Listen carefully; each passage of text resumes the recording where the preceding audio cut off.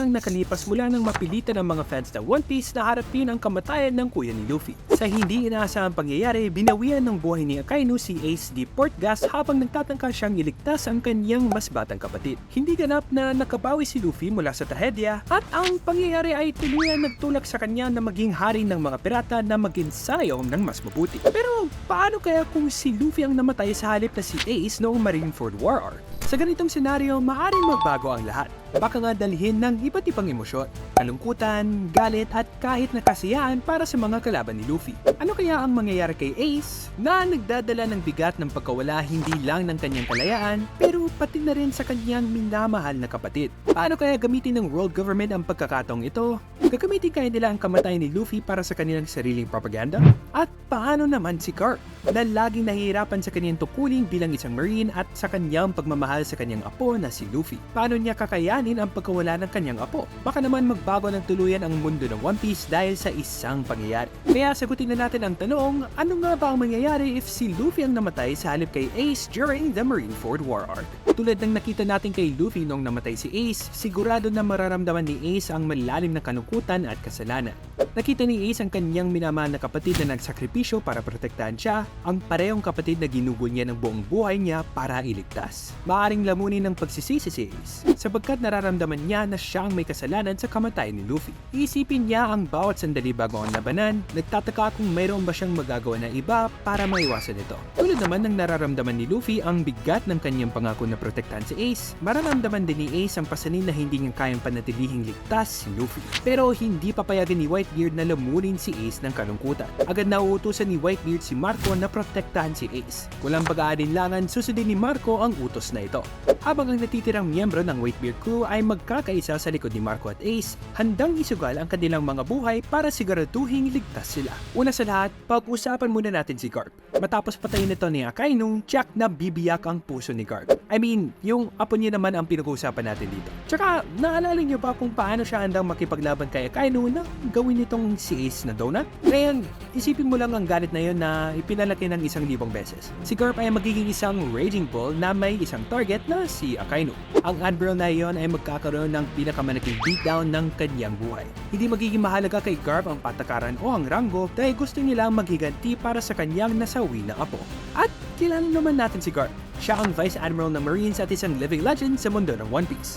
At halata naman sa buong serye ang kanyang pagmamahal kay Luffy. Kaya ang pagkamatay ni Luffy sa ganitong sitwasyon ay magpapala ng hindi mapantayang galit sa kanya. Ang kanyang pagiging tapat sa hustisya ay maaaring matubunan laban kay Akainu dahil sa pagkakuha ng buhay ng kanyang minamahal na apo. Pero ito ang kicker. Hindi basta-basta papayag ang Marines na magwala si Garp kay Akainu. Totoo na isa siyang living legend pero isa pa rin siyang Marine. Kung siya ay magwawala sa sarili, magdudulot ito ng hindi magandang imahe para sa buong organisasyon. Kaya nagmamadali silang hadlangan si Garp upang maiwasan niya ang paggawa ng malaking problema. Pero hindi nila mapipigilan ang galit na si Garp. Ngayon, si Akainu ay hindi inaasahan na darating si Garp.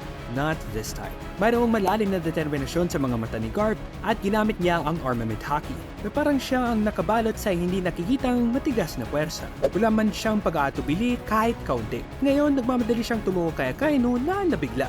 Tumatakbo siya papunta kay Akainu at BAM! Sa sandaling iyon, parang tumigil ang oras habang nagkukonek ang kamao ni Garp sa walang bantay na katawan ni Akainu. Ang epekto ay nakakalindol at nagpapadala ng mga shockwave sa buong labanan.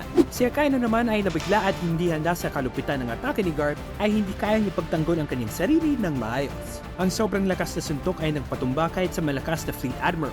Nagpabagsak ng kanyang mga depensa at iniwan siyang walang kalaban-laban. Gaya na nga lang isang suntok at siya ay natumba. Didn't even see it coming. Pagkatapos ang pagkamatay ni Akainu sa kamay ni Garp, walang duda na haharapin ng Marines ang isang delikadong sitwasyon. Unahin nila ang pagpigil kay Garp upang maiwasan ang karagdagang kaguluhan at mapanatili ang integridad ng organisasyon. Gayunpaman, ang mga epekto ng kanilang mga aksyon ay magpapalaganap sa buong mundo ng One Piece. Hindi lang iyon dahil ang resulta ng mga ginawa ni Garp at ang reaksyon ng mga Marines ay tsak na magdudulot ng malaking kaguluhan sa mundo na may malalim na impluensya sa lahat ng mga taong direktang epektado nito. So yeah, kung si Luffy ang namatay sa halip ni Ace, ang Marineford ay magiging isang rollercoaster ride. At matatawag mong magiging isang tunay na game changer. So alam na nga natin na si Blackbeard ang pumatay kay Whitebeard.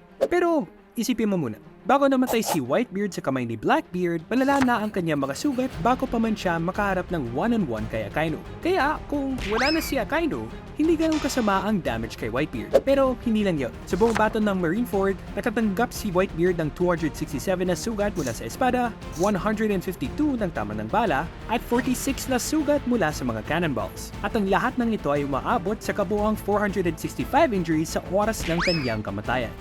Pero, wait lang muna. Dahil sa senaryo na ito, abala ang iba pang mga admirals at marines sa pagkikipaglaban sa iba pang crew. At dahil nga wala na si Akainu, hindi makakapagdulot ng malaking damage ang marines kay Whitebeard. Hindi nga tulad sa original na series kung saan namatay sina Ace at Whitebeard dahil nga sa senaryo na ito, parehas silang buhay. Sa kabila ng gulo, nanatiling kalmado si Whitebeard. At sa uli, hindi ang kanyang anak ang nahulog. Patuloy na lumaban ang kanyang crew sa Marines at si Whitebeard mismo ay nasa laban pa rin. Puno ng ingay ang battlefield mula sa mga espada na nagbabanggaan, malalakas na cannons, at ang paggamit ng mga Devil Fruit powers. Sa ibang bersyon ng Marineford na ito, hindi malinaw kung sino ang mananalo dahil parehong matindi ang laban sa magkabilang panig, na maaring maging isa ito sa pinakamaganda na labanan sa kaysaysayan. Kaya, kahit na wala na si Akainu, ang Marineford ay lugar pa rin ng matinding labanan na maraming buhay ang nasa panganib.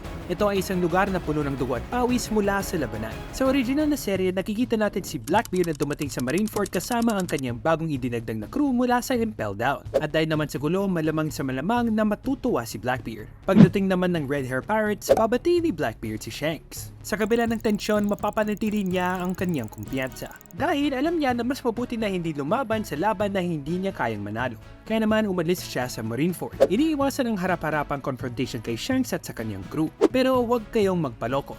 Dahil ang pag-alis ni Blackbeard ay hindi nangangahulugan na wala na siya sa laro. Malayong malayo dito. Dahil naghihintay lamang siya ng tamang panahon para umatake.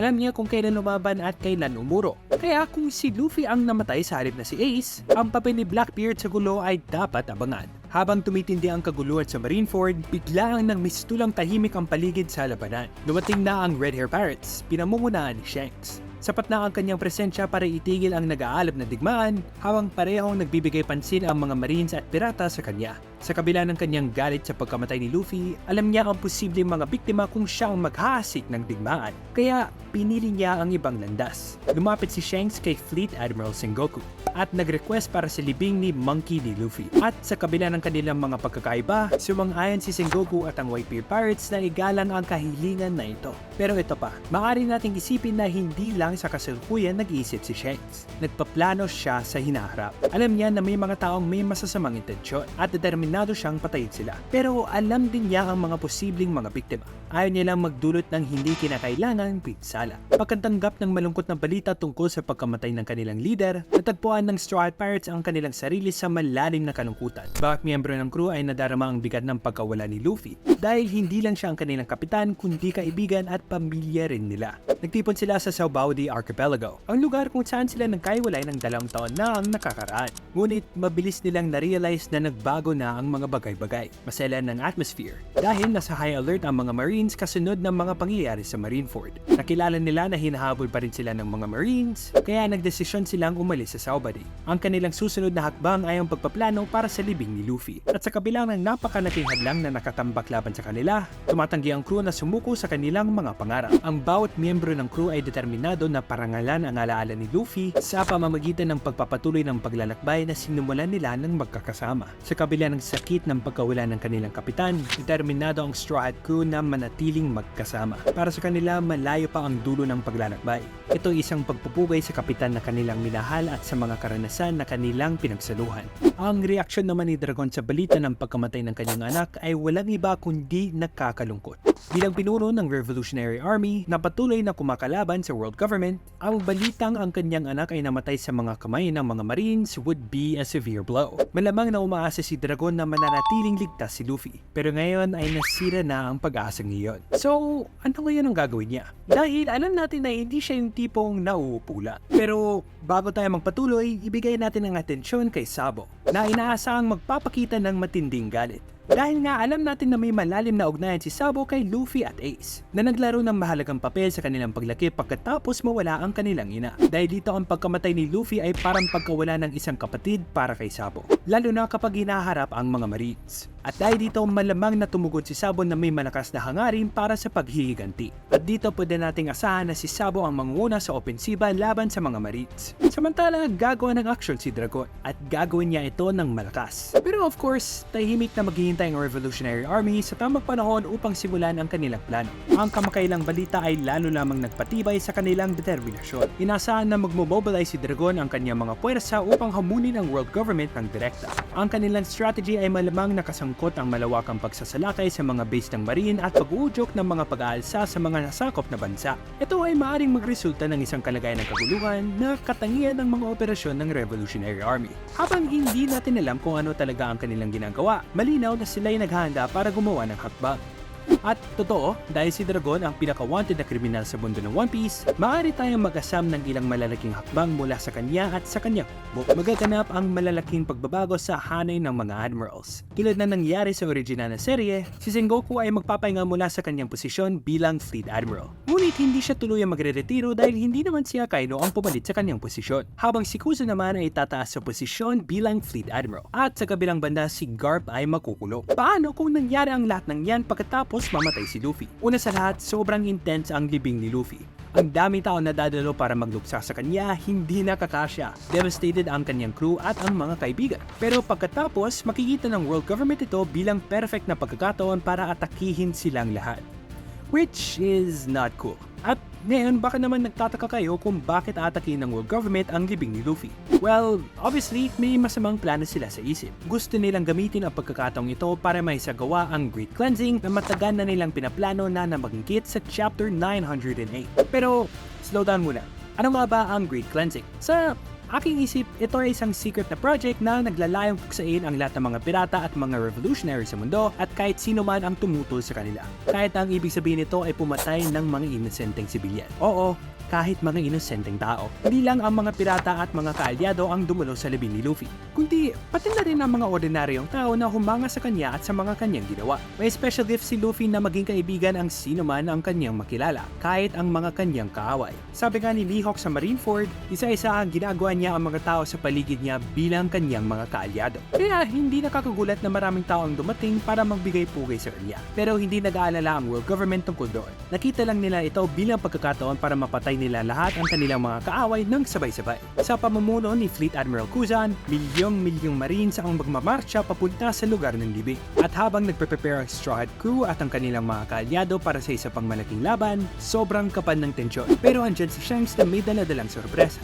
Ang mga dating kaaway ni Luffy ngayon ay naging mga kaalyado, kasama niya sa labanan. Which is a pretty good plot twist. Habang nagpapatuloy ang labanan, nagbigay ng lakas ang crew ni Whitebeard sa labanan, binabaliktad ang laban sa mga Marines. Pero hindi lang ang mga pirata ang lumalaban ngayon. Nagdagdag ng kanilang lakas sa labanan si Sabo na namumuno sa mga pinakawalang alipin mula sa Marine Joy at si Jinbei na kasama sa Revolutionary Army. Of course, hindi basta-basta sasuko ang mga Marines. Pasok ang mga Pacifistas, ang mga mekanikal na higantan na may mga laser at sobrang lakas, kasama ang Cypher Ball 0-9 na mas mataas pa ang stakes. Sa gitna ng kaguluhan, nagugunaw ang battlefield. Nagbubuo at nagwawasak ang mga alyansa nito na parang mga alon na bumabagsak. At kahit labis ang laban sa kanila, matatag ang ating mga bayani.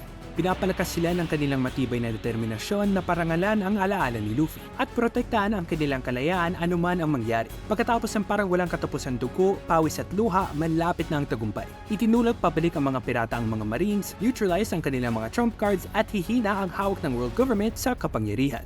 So, yun, ang what if namatay si Luffy sa Marineford. Again, maraming salamat sa panonood at kung hindi pa kayo nasasawa sa content kagaya nito, be sure to check out the other videos na meron pa sa channel namin. Pero kung gusto mo pa mag-binge, be sure to click this video right here and see you guys sa susunod na video.